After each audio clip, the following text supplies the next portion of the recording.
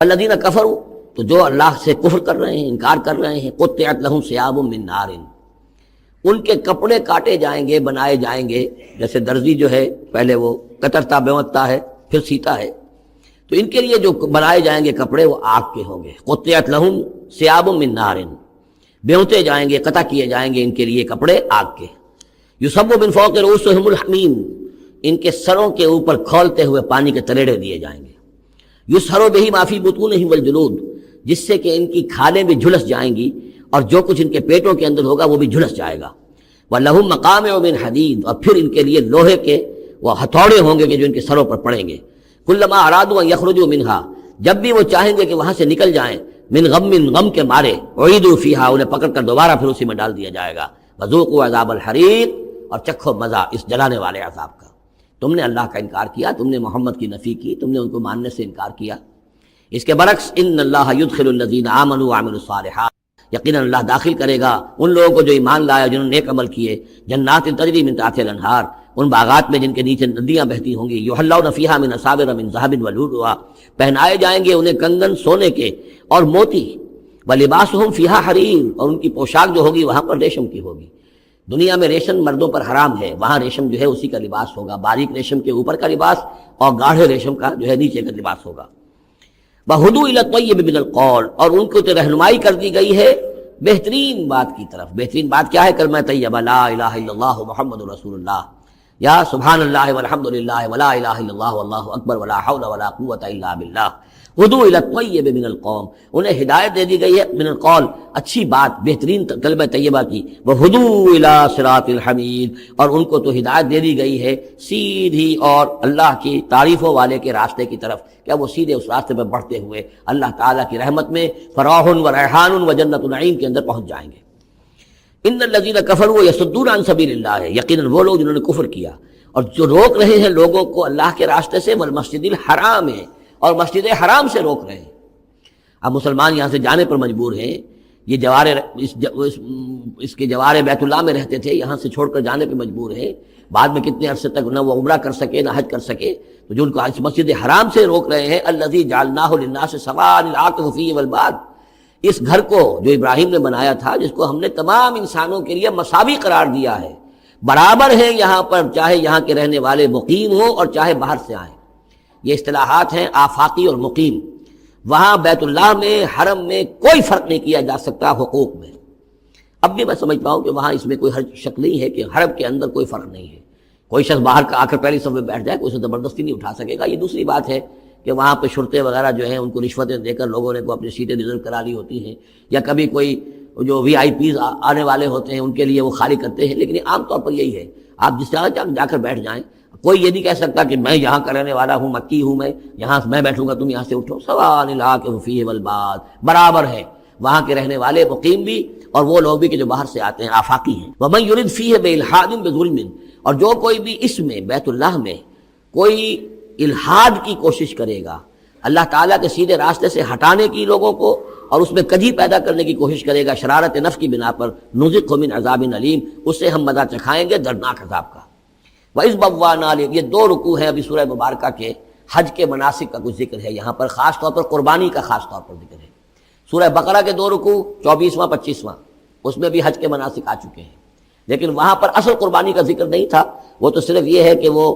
دم جو دینا پڑتا ہے اگر کسی وجہ سے سر منانا پڑ گیا ہے قبل از وقت، اور یا اسی طریقے سے تمتع اگر کیا ہے تو اس کا وہ دم شکر کا ہے وغیرہ وغیرہ۔ لیکن یہاں پر جو دو ہے، ایک قربانی اور ایک طواف، ان دو کا جو ہے ذکر ہو رہا ہے خاص طور پر یہاں۔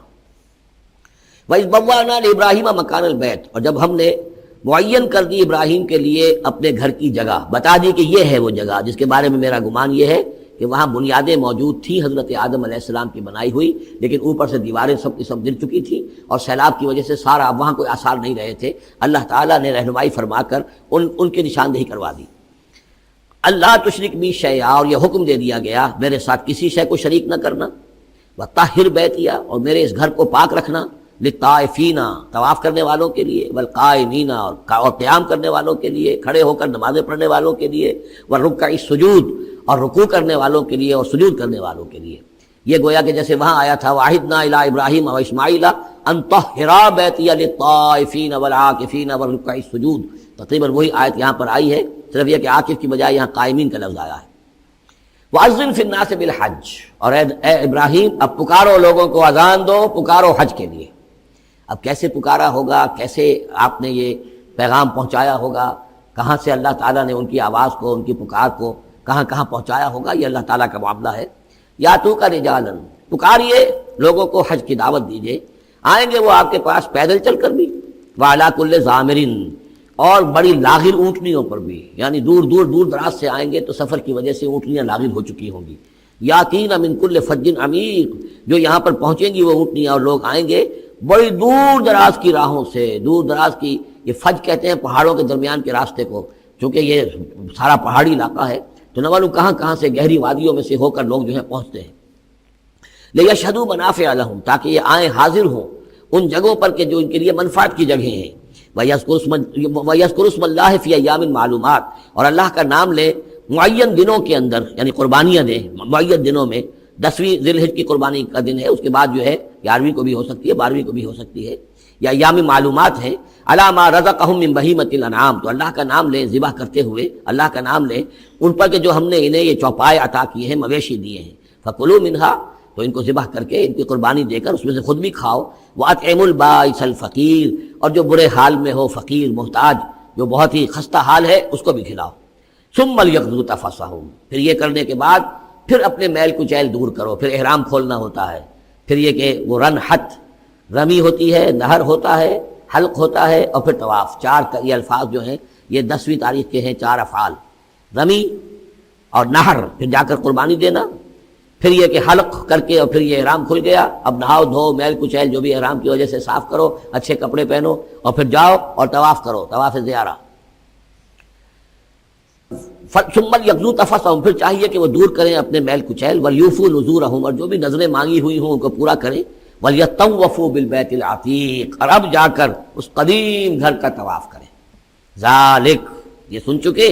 ومن يعظم حرمات اللہ فهو خیر له عند ربہ، اور جو کوئی اللہ تعالیٰ کی حرمتوں کی تعظیم کرے،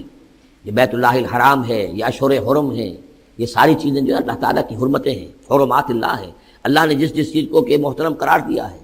سورہ مائدہ میں ہم پڑھ چکے ہیں، وہ جانور کے جو خدی کے جانور ہیں وہ بھی محترم ہیں، جن کے گھروں میں گردنوں میں پٹے ڈال دیے گئے ہیں، معلوم ہے کہ یہ ہدیم بالغ الکعبہ جانے والے ہیں، وہ بھی محترم ہیں۔ عامین البیت الحرام جو ہیں، جو لوگ حاجی جا رہے ہیں، ان کی بھی حرمت ہے۔ تو جو بھی من یعظم حرمات اللہ ہے، جو کوئی بھی اللہ تعالیٰ کی حرام کی ہوئی شے، محترم ٹھہرائی ہوئی چیزوں کی تعظیم کرے گا، فہو خیر لہ عند ربہ، تو وہ اسی کے لیے بہتر ہوگا، اس کا اجر و ثواب اسے ملے گا اپنے رب کے پاس۔ وَأُحِلَّتْ لَكُمُ الْأَنْعَامُ إِلَّا مَا يُتْلَىٰ عَلَيْكُمْ، اور حلال کر دیے گئے تمہارے لیے سارے چوپائے سوائے اس کے جو تم کو سنا دیا گیا ہے، یعنی یہ کہ خنزیر کا معاملہ ہے، اس کو حرام کر دیا گیا ہے، باقی بکری ہے، بھیڑ ہے، گائے ہے، بیل ہے، اونٹ ہے، سب کو اللہ کی راہ میں اس کی قربانی ہو سکتی ہے۔ فَاجْتَنِبُوا الرِّجْسَ مِنَ الْأَوْثَانِ، تو پھر تم بچو ان بتوں کی گندگی سے بچو۔ یہ ہے اصل میں بچنا جو ہے وہ سب سے پہلے شرک، اور وہاں پر سب سے بڑا شرک جو ہے وہ بت پرستی کا ہو رہا تھا۔ وَاجْتَنِبُوا قَوْلَ الزُّورِ، اسی طریقے سے جھوٹ کہنے سے، جھوٹ بات سے بھی بچو۔ حنفاء للہ، یکسو ہو جاؤ اللہ کی طرف، یکسو اسی کے بندے بن جاؤ، غیر مشرکین بہ، اس حال میں کہ اس کے ساتھ کسی بھی اعتبار سے شرک نہ ہو، کسی پہلو سے، کسی اعتبار سے، ذات میں، صفات میں، حقوق میں، اختیارات میں، کہیں بھی کوئی شرک کا شائبہ نہ آنے پائے۔ ومن یشرک باللہ، اور جو کوئی اللہ کے ساتھ شرک کرے گا، فکأنما خر من السماء، تو وہ تو ایسے ہے جیسے وہ رسی کٹ گئی اور اب وہ زمین کے اوپر گر پڑا، زمین کی طرف جا رہا ہے آسمان سے۔ کوئی شخص ہے جو آسمان سے کسی بلند چیز سے کسی رسی کے ساتھ لٹکا ہوا ہے، وہاں سے گر گیا یا رسی کٹ گئی، اب جو گر رہا ہے فکأنما خر من السماء فتخطفه الطیر، اب یا تو یہ کہ وہ جو پرندے ہیں وہ اسے اچک کر لے جائیں، کوئی باز آئے اور پکڑ کر لے جائے، کوئی اور ہو، جو بھی یہ بڑے بڑے جانور ہوتے ہیں کہ جو شکار کرتے ہیں پرندوں کا، تخطفه الطیر، پرندے اس کو اڑا کر لے جائیں، اور تہوی بہ الریح، یا یہ کہ پھر ہوا ان کو لے جا کر گرائے فی مکان صحیح، کسی دور کی جگہ میں کوئی ہوا جو ہے جھونکا اس کو لے جائے اور کسی کھائی میں جا کر گرا دے۔ یہ معاملہ ہے اس شخص کا جو اللہ کے ساتھ شرک کرتا ہے، اس کے پاس کوئی سہارا نہیں رہا۔ توحید والا جو ہے وہ ایک سہارے پر قائم ہے۔ قول ثابت بالحیات الدنیا، یہ جو ہم